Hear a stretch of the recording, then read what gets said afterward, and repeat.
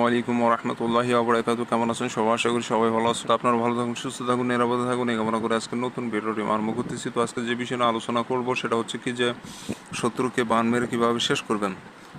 শত্রুকে বান মেরে কিভাবে শেষ করবেন সে বিষয় নিয়ে। তো অনেকে আছেন যে শত্রুকে বান মারবে তবে কুফুরি মরণ বান কাজ করবে না, অর্থাৎ যে কুফুরি কাজ করলে তো পাপ হয়, এটা হয় ওইটা হয়, করব না। ভাই, আপনি মানুষ মারবেন, এটা ইসলাম পন্থায় কোনোদিন এই বান পাবেন না। শুধুমাত্র শত্রু দমন, অর্থাৎ আপনার সাথে একটা মানুষ শত্রুতা করতেছে, সেই শত্রুটা আপনি কিভাবে নষ্ট করবেন, সেই ব্যক্তি আপনার সাথে যেন শত্রুতা না করে, এমন কাজ ইসলামী বইয়ে পাবেন। শত্রুকে চিরতরের জন্য ধ্বংস করে দেওয়া, শেষ করে দেওয়া, মেরে ফেলা, এগুলা ইসলামী পন্থায় কোনো দিন পাবেন না। শত্রুকে যদি বান মেরে শেষ করতে চান বা প্রতিবন্ধী করতে চান বা বোবা বানাতে চান, অসুস্থ বানাতে চান, এগুলা শুধুমাত্র কুফরির অন্তর্ভুক্তই পাবেন। আশা করি বুঝাতে পেরেছি। যেগুলা মানুষের ক্ষতি করে এগুলো কাজ অবশ্যই কুফরির অন্তর্গত। আশা করি বুঝতে পেরেছেন।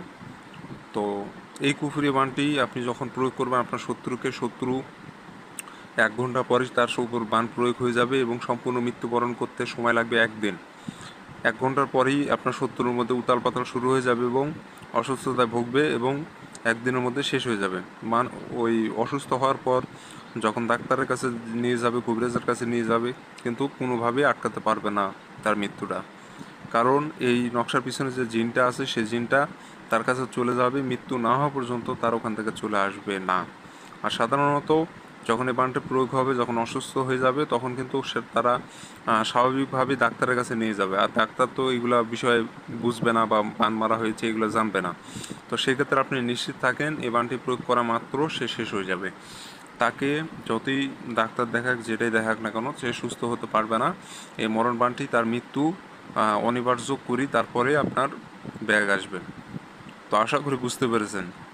শত্রু আপনার আশেপাশে থাক বা দূরে থাক, পৃথিবীর শেষ প্রান্তে থাক, ওটা কোনো বিষয় নয়। পৃথিবীর মধ্যে যদি শত্রুতা বসবাস করে থাকে, পৃথিবীর মধ্যে যদি অবস্থান করে থাকে, তাহলে যেই প্রান্তেই থাক না কেন সে শেষ হয়ে যাবে।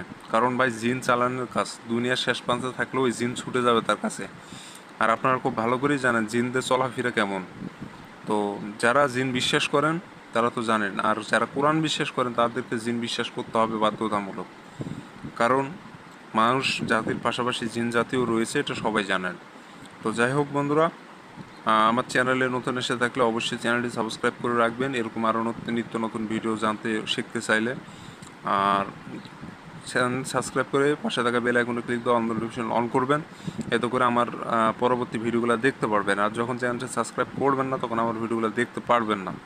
তো আশা করি বুঝতে পেরেছেন, এটা আপনাদের উপকারের জন্যই বলছি।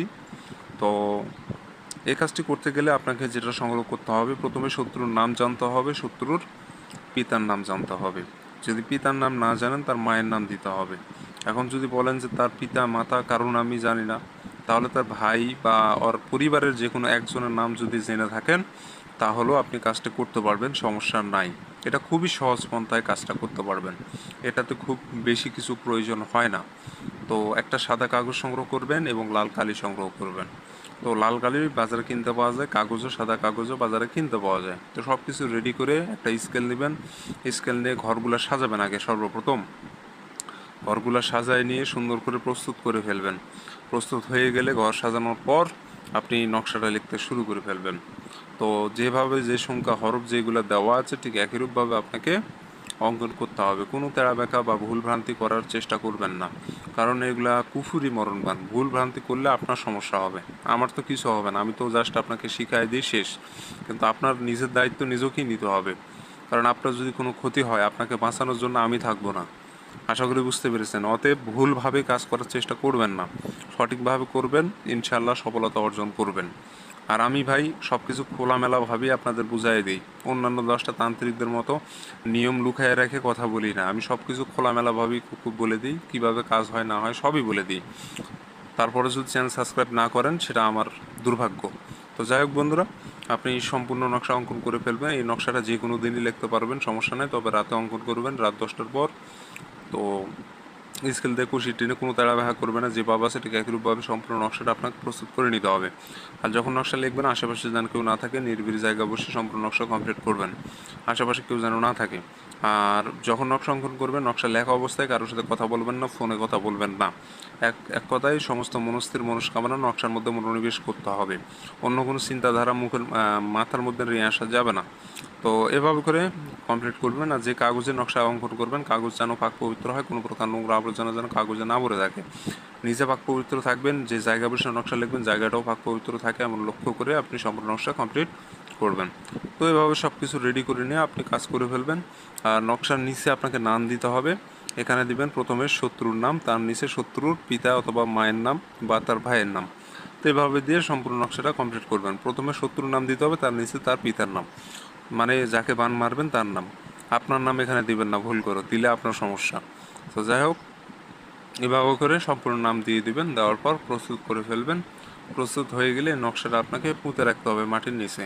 এটা যে কোনো জায়গায় মাটির নিচে, তবে আপনার বাসা থেকে আপনি যেখানে থাকেন বা আপনার নিজের বাসা যদি নাও হয়, পাড়া বাসাও যদি থাকেন, আপনার বাসা থেকে কমপক্ষে হলো 1 কিলোমিটার দূরে, কমপক্ষে 1 কিলোমিটার দূরে আপনি নকশাটা মাটিতে পুঁতে রাখবেন।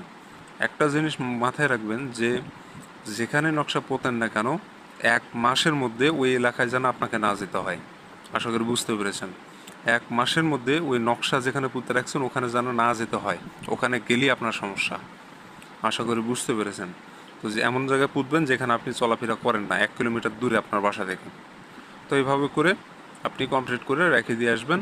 আপনি 1 ঘন্টা পরেই শত্রুর উতাল পাতাল শুরু হবে এবং সম্পূর্ণ মৃত্যুবরণ হতে 1 দিন টাইম লাগবে। এই ছিল মূলত বিষয়। যারা অনুমতি নেবেন চ্যানেল সাবস্ক্রাইব করবেন, কমেন্টের নাম লিখবেন, অনুমতি পেয়ে যাবেন। চ্যানেল সাবস্ক্রাইব করবেন না, কমেন্টের নাম লিখবেন না, অনুমতি পাবেন না। তো এই ছিল মূলত বিষয়। স্ক্রিনে যে নম্বর, এটা ইমো নম্বর, যে কোনো প্রয়োজনে যোগাযোগ করতে পারবেন। ভালো থাকবেন, সুস্থ থাকবেন।